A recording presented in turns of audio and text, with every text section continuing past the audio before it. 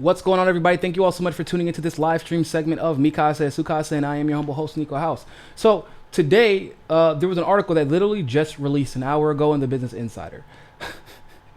Y'all gonna love the title of this article. Y'all gonna love it. It says,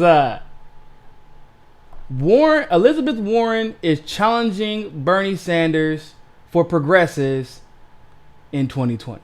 Now, if you're just saying this as a factual, like, clearly, if she wants to win, this is what she's going to need to do, then I guess. But if you're trying to assert in some way, form, or fashion that there is any chance in this world or the next, in heaven or in hell, that Elizabeth Warren has any chance to take support away from progressive support away from Bernie Sanders, then you have another thing coming. Now, I do want to make sure that people understand that the way progressives have been codified recently within the last year and a half, is not necessarily, matter of fact, not even necessarily, it is not at all representative of what progressives have basically been known to be with the upsurge of the Bernie Sanders support in 2015, 2016. When they say progressive, right, they are trying to call a Kamala a progressive. They're trying to use the word progressive as an interchangeable term with liberal, as to separate liberalism from centrism, even though we know that the Democrats who call themselves liberal oftentimes are more representative of the centrist wing of the left, if you want to call it that, left of center, I guess. And progressives can actually kind of be all over the spectrum. There are progressives who are more libertarian leaning. There are progressives who are more, I don't want to call it Marxist, because all Marxism is a critique of capitalism. They're more, I don't even want to say anarchists, but they're just a little bit more further on the left, right?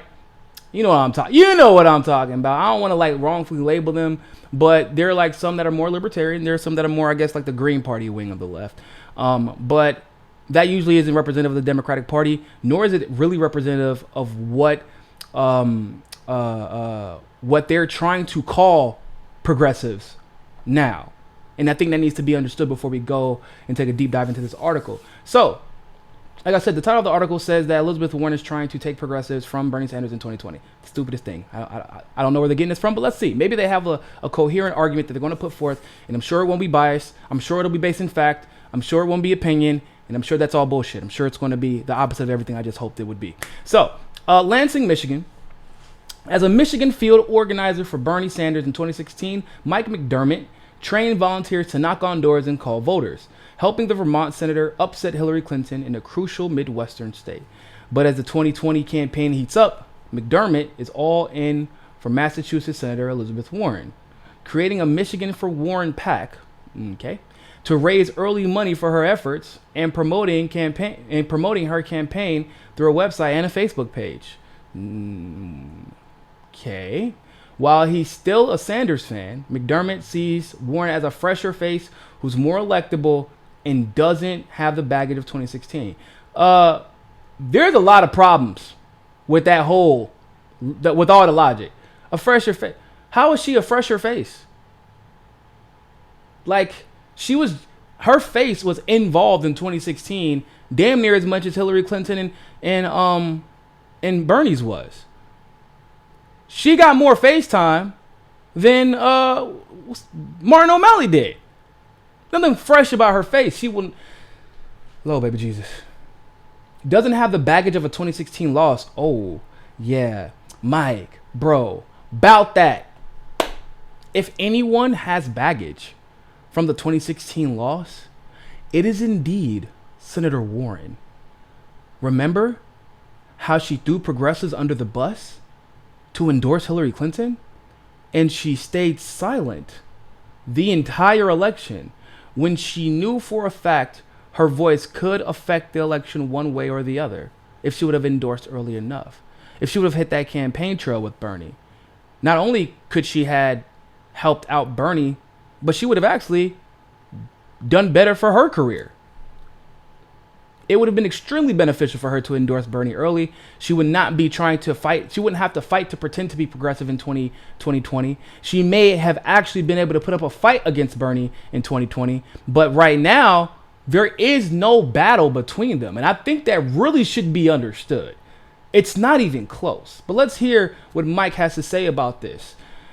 He says, it's really 1A and 1B for me. How? Sorry. With Warren, I think there's more crossover appeal. She doesn't have 2016 branded on her. Where's the logic in that? In other words, yo, the campaign reached out to me pretty early. They said, hey, man, we need you to start a PAC in Michigan. We know you know Bernie's strategies. We know you know Bernie's people. Try to bring them on the team. Here's a couple of dollars. Here's a couple of dollars. I don't know. I'm not saying that's what happened. I'm just saying. Couple of dollars. They threw it his way. You know, we got a spot for you in the general election if you help us out a little bit. Because, come on. 1A, 1B? Nah. More like 1A and 154Z. Senator Warren is not Bernie at all. Mike, if you liked Bernie, I'm sure it had to be because of Medicare for all. Right? I'm sure that had to do with it. Public college, tuition being free. Anti-regime change and anti-proxy war rhetoric, right? Standing up to the military-industrial complex, right? Literally all of the things that Warren does not do, like, and even if she has done it, like when she finally decided to speak up about it, it was recently at the most convenient time when she started running for president. So in my opinion, Mike here is being very disingenuous by trying to claim that Warren is 1A and 1B. The only thing that only two people in this race that you can make the argument about in comparison to Bernie would be Tulsi Gabbard, Mike Gravel, and no one else. Period. The article goes on to say that sentiment represents the new challenge facing Sanders, who is in second place in most national polls behind Biden. Which you already know how we feel about polls. We know. Okay. The former vice president has eaten into Sanders' base with appeals to blue collar. What is the business? Oh, sweet baby, just y'all. Did I read that correctly? Are they saying that Biden has began to eat into Bernie Sanders' base? Yes, guys.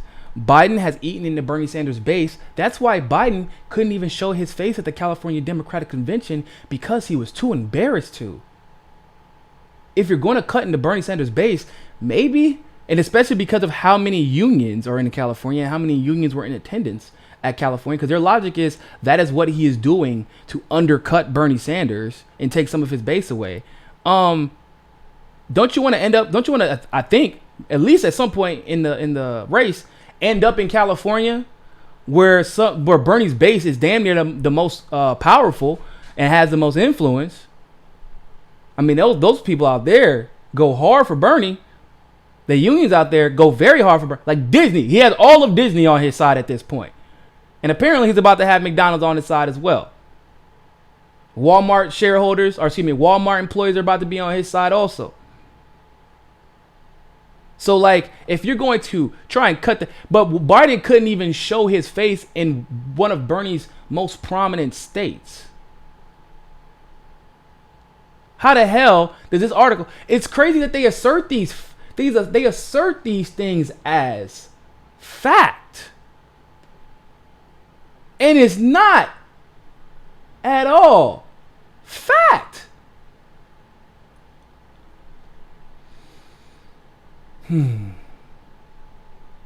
Let's see what else I got to say, though. Warren and Sanders are vying to become the progressive alternative to Biden. No. Warren is vying to become the progressive alternative.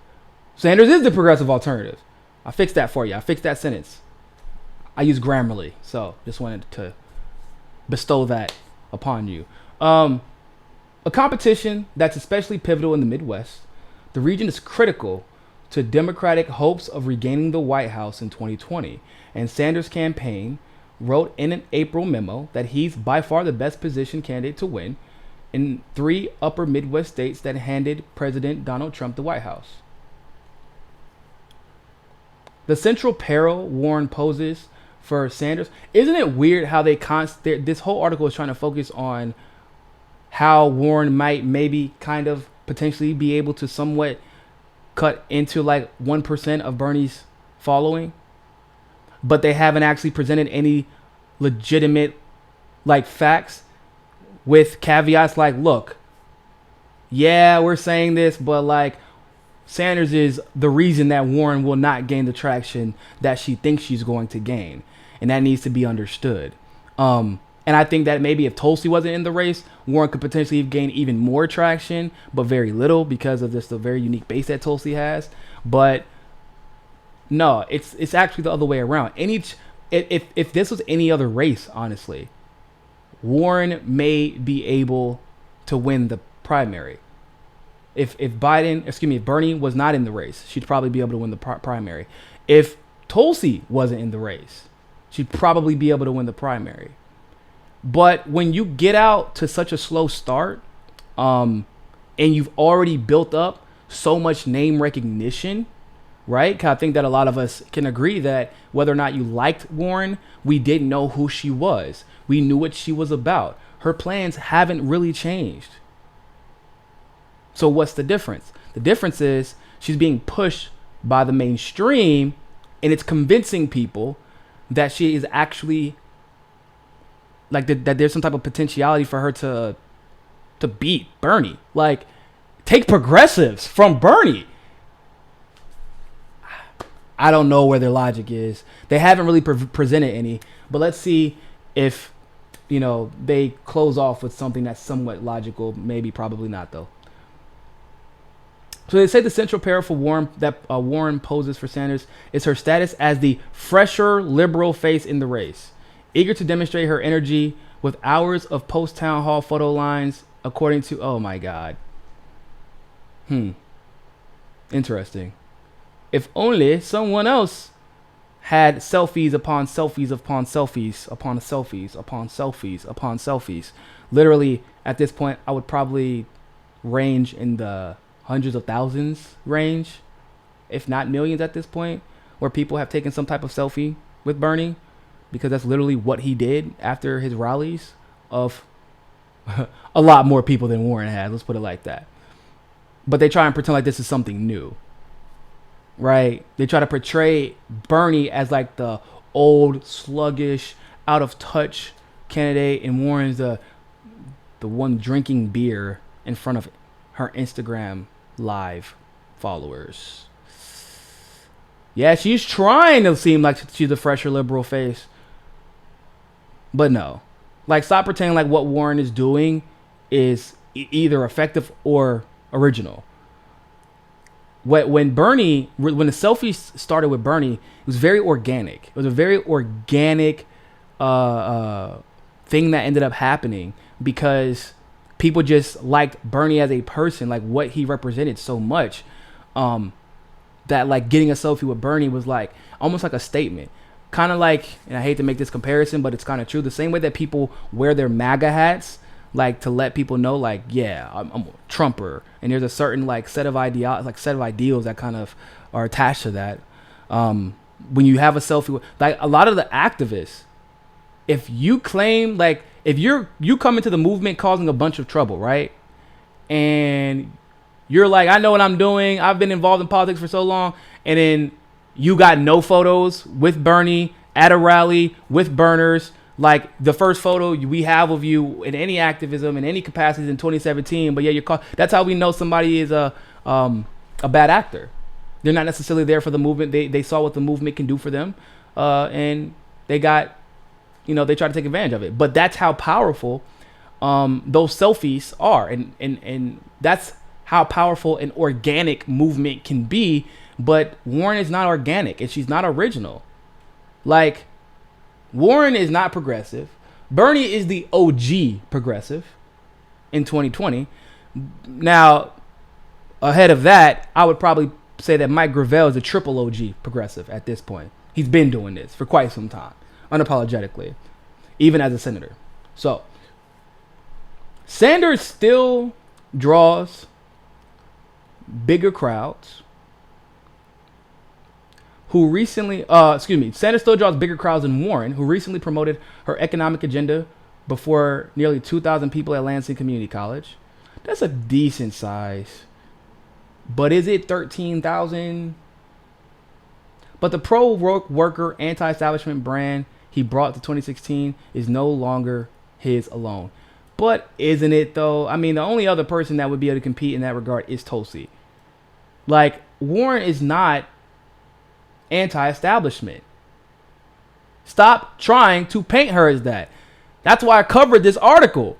Because they're trying to paint her as anti-establishment. She's not. She's just not. She's not. At all. Miss Green Bombs. Come on.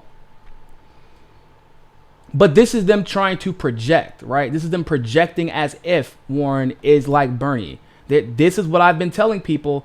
They're trying. Fiorella said it on the show the other day. They're trying to use Warren as a spoiler for Bernie. Also, I think that they're also trying to use her as basically, in my opinion, I think that Warren and Tulsi are actually polling closer according to internal polls than they would like. And because of that, they said, yo, Biden isn't going to be able to get the job done. Beto faded. Kamala cannot hold a candle to Tulsi. And she's going to fade. So we have to have someone to prop up to stop Tulsi from getting too close to that fourth or third place or even second place range. So what do? Beto dropped the ball. Pete Buttigieg is in. Joe Biden's going to fail. Elizabeth Warren is the quote-unquote cleanest candidate to prop up. You know, she survived the first blitzkrieg of the media. But I doubt she'll survive the second, because the more they prop her up, the more she's going to get exposed. And so they're using her to try and pretend like Bernie is not alone in his progressivism out of the top 3 or 4 candidates. But also, like I said, there is an awareness of Tulsi that people don't really get until you've been in the room where media is there or where other activists or political junkies are there, like at the convention. Bro, when she walked into the room, people ran up. When she started her speech, the press box filled immediately when they announced that Tulsi was going to speak. The amount of support she has is palpable. Like, the density of her support is palpable. And even though they never talk about it, they always manage to somehow send their people after her on Twitter, but they don't send their people after Warren. I thought Warren was like Bernie. Why aren't they talking Warren like Bernie then? They don't attack Warren like they attack Bernie. They don't attack Warren like they attack Tulsi. So why are they propping her up? Why are they pretending like Tulsi is irrelevant, but they constantly attack her? But they swear that Warren is the heir apparent to Bernie, and yet they never attack her for being like Bernie. In fact, all of a sudden, being like Bernie is to be celebrated as long as it's Warren. Isn't that interesting? So they say that Alexandra Lee, a 35-year-old graduate student from Lansing, said that she backed Sanders in 2016, but now plans to support Warren when Michigan holds a primary on March 10th. That will be the week of Super Tuesday, when several states hold their nominating contests and large number of delegates go up for grabs. It's really weird that they didn't put the quote for this woman. Like, Lee says she thinks it's time for a woman president. I still like Bernie a lot, but I love to have someone younger and not male. That is the... Come on. Look, Lee. Miss Alexandra. Come on. We already had this conversation. If you're going to vote based off of identity politics, the right, unfortunately, is better at identity politics than the left. Because their identity is more abundant. Okay? You play identity politics, you will lose the game against the right. They're better at it. This is the fact. During her Michigan appearances, Warren laid out a populist pitch. Oh, she's populist now. Now Business Insider and the mainstream love populism. Isn't that convenient? She laid out a populist pitch that subtly echoed echoed some of the U.S. workers' first messaging that helped Trump overtake Clinton in much of the Midwest. You mean she laid out a populist pitch that helped Bernie win Michigan when they thought he had absolutely no chance against Hillary? That pitch? Because that's his pitch. Trump borrowed that from Bernie. But okay. But whatever. She attacked giant corporations that market themselves as American, but she never asked for those corporations to be held accountable. And oh man, I'm so tired of reading about Warren. This is so frustrating. Listen. This is Warren's plan. This is the plan that she's gone into so much detail with, that we're still waiting for the details of. Warren's economic plan calls for aggressive intervention to create U.S. jobs and benefit U.S. exports, a spirit that aligned broadly enough with the anti-globalization rhetoric that they're even trying to pitch her as the one who could beat Trump. That's what this is about. It says the anti-globalization rhetoric Trump invoked in 2016 to earn kudos from Florida GOP Senator Mark Rubio and conservative pundit Tucker Carlson. But Warren's pro-union economic message also aligns with the case of Sanders that Sanders made in Michigan victory over Clinton. The Vermonter continues to make worker protection his trade agreements a centerpiece of his campaign alongside $15 minimum wage and single-payer health care. But you see what they're doing here, right? You see what they're doing. They're trying to pretend like she has more crossover appeal than Bernie does. They said part of her plan is U.S. workers creating jobs in a strong economy. That'll get the job done. Warren 2020. Can you be a little bit more detailed about these plans, Warren? And once again, the question that I think lies on everybody's mind, and I'm never going to stop asking it. Why the hell, if you had all these masterful plans, why didn't you introduce them? You were a senator. I don't want to hear the excuses about, well, the GOP, Bernie introduced bills, got things done. Even the things that he couldn't get done because of the GOP. Let's be clear. He knew he was running for office. So he says, well, if I'm going to say I have plans, I need to already have the framework built out so that when people ask me about the specifics, I don't respond with some general, platitudes, like was basically what Warren does. And he introduced legislation. And Tulsi Gabbard introduced legislation. While Booker and Kamala and Elizabeth Warren and all these types pretend like they have plans. But I'm all about show and prove. I'm not about blind faith. I never really was into the Old Testament like that. I'm about show and prove. So, why haven't you introduced anything if you have plans? Let's be honest, it's because you don't plan on getting any. You can't introduce anything. Why? Because you might compromise some of the money that you're getting in the general election if you win. Remember, everybody, Obama had plans too.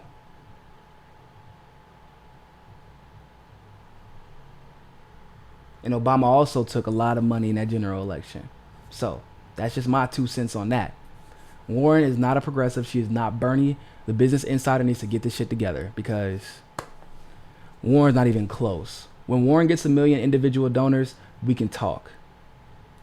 Okay? When Warren when Warren has more money than the entire Democratic Party and all the people fundraising, we can talk. Warren gets 1 million different volunteers, we can talk. Warren fills up stadiums, gymnasiums, we can talk. When Warren obliterates Hillary Clinton, who had probably the most name recognition in Democratic presidential candidate history, had every single thing working in her favor. Every element of the Democratic Party working in her favor. Still couldn't beat Bernie in Michigan. Then we can talk. When Warren doesn't feel the need to flip-flop and capitulate to whatever Bernie Sanders says or does, because she knows that he is the godfather of this progressive shit, then we can talk.